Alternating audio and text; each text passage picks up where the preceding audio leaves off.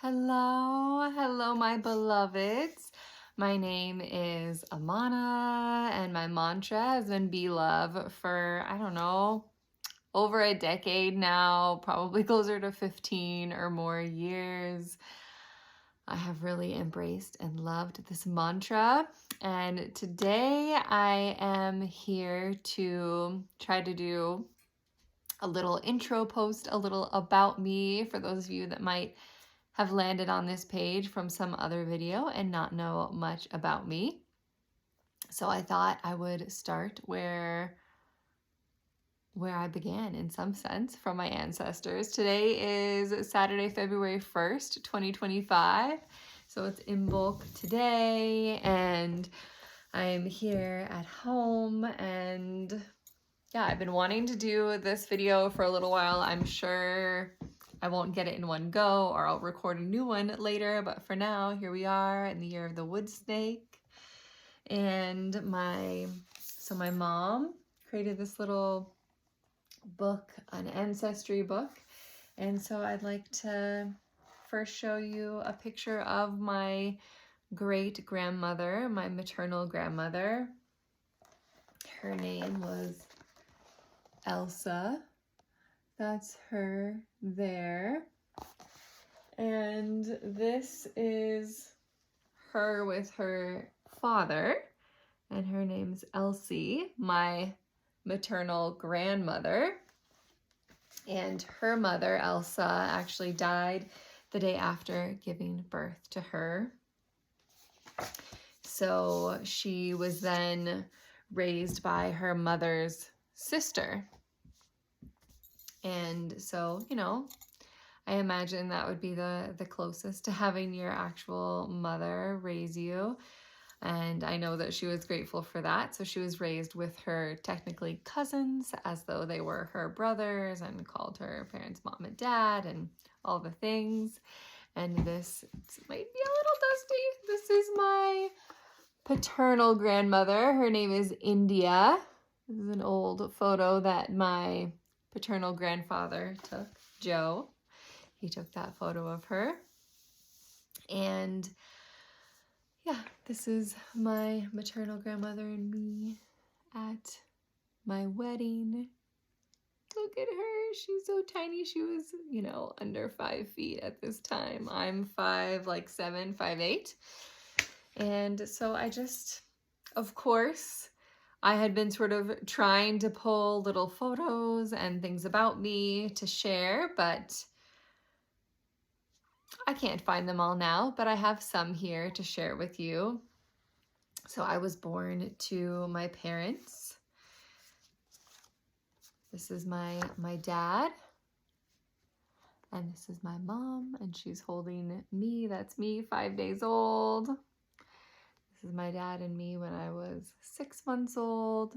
So I guess let's back up to know that my grandma Elsie, I came from a lineage where my grandmother Elsie, my mom's mom, gave birth to her unintentionally at home, unassisted, to then be later transported to the hospital by EMS. But this woman, my mother, was birthed undisturbed and call at home on these wooden steps that I got to visit later on. Well, as the story goes, my grandfather was putting on his pants. So I grew up as the third child after my parents had 2 sons. This is me as a baby with my maternal grandmother. That's Elsie there. And grew up I would say I was pretty tomboyish. I guess my mom, when she had me, she was kind of like, oh, she grew up with 3 brothers and had given birth to 2 sons. She totally thought I was going to be a boy too. And so she was surprised and scared when I was a girl. This is me with some frog eggs when I was 3 years old. I grew up living on a little lake out in the middle of, you know, people would say nowhere, and have always had a love for the water, for swimming. This is me at the zoo with my mama. I would say a fairly typical American childhood. My parents were not religious at all, but they raised us to have curiosity and know about the different religions that existed, but we didn't go to church on Christmas or Easter or anything like that. The medical model was more of like our God, the medical system, and doctors were seen more as these authority figures to look to. I, from a very young age, loved babies, loved babies, was obsessed with babies, would take care of them the best that I could at my different ages and stages. And when I grew older, when I was 10 years old, maybe even younger, I was babysitting our next door neighbor. They had 3 under 3, and I thought it was just the most fun thing to babysit them. But let me move along here. I loved, dance. I loved Shirley Temple. This is a picture of this like report that I did on Shirley Temple when I was, I don't know how old, but I loved her. Don't know why, but I did. This is me when I was 9. A little bit older here. I loved to sing and dance. This is me in some sort of a dance club thing. And you know, then I got into, oh, here. This is so cute, me with a cow. Love that. You know, I grew up into those years of feeling more uncertain in my body, in myself. I remember this dance that I went to. I'm 15 years old here, and I thought I was so fat. And I was wearing some sort of like compression, like underwear thing to try to make it so that people couldn't see the natural like pouch in my stomach. Which is just, as women, where we carry a little extra for when we grow and birth babies. So interesting. So I went on from there. I went to college. I got a degree in sociology. I had my first, fell in love for the first time with this man here. His name is Bjorn. That's another one. These are old ones of us back in college. And then he got cancer and did chemo and radiation. There you can see he's bald and wound up. He died when he was 26 and I was 25. I had the beautiful honor of being there with him and his mom as he took his last breaths. And that, of course, transformed my life forever, being that age and having that first huge initiation into the realm of death. I traveled. This is my pilgrim passport from doing El Camino de Santiago. I lived in Paris for a year as an au pair to 3 little French girls.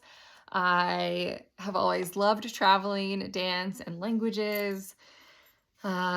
Years later, after Bjorn, I got my nursing degree. I became a registered nurse. And after I'd worked as a nurse for a few years, I met this beautiful man at a music festival after completing a 40-day ritual to call in my soul flame, to call him in, to call in the man, the father of my children. And we've now been married for over 10 years now. I have now gathered 42 years in this earthly realm. And we knew right off the bat that we were gonna have kids together, and our first pregnancy ended in a 6-week death. So that little wombling came early as an early birth, and then our next one was Hartley. And Hartley, when I was 6 months pregnant, we found out that she did not have kidneys, so she would not survive once she was born. Lucky for me, I have this incredible, beautiful community of women. This is a photo of me and my husband, and that's Hartley in my womb there. This is in our backyard, and these women transformed this space and held this beautiful, unique blessing way ceremony to honor Hartley and the time that she had within my womb, since they wouldn't get to meet her outside of my womb. And this is a little picture of me and her after she was born and died, but I still wanted to hold her and snuggle her in bed with me.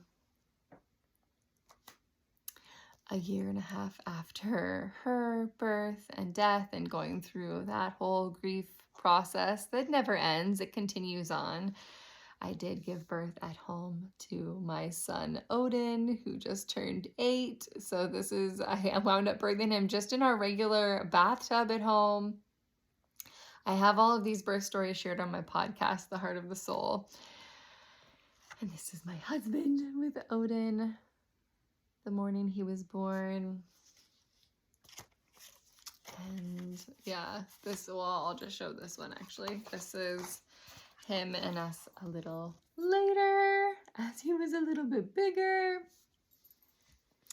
And then I had 2 more early births after that. And then I birthed my daughter at home, a free birth. I don't have any photos printed right here with me. I couldn't find them. But this is one printed of her when she was just a few weeks old. That's Charlotte as we went on a walk. This is my little nursling, and now she is about to be 5. I cannot believe it. So yeah, that's just a little glimpse about me.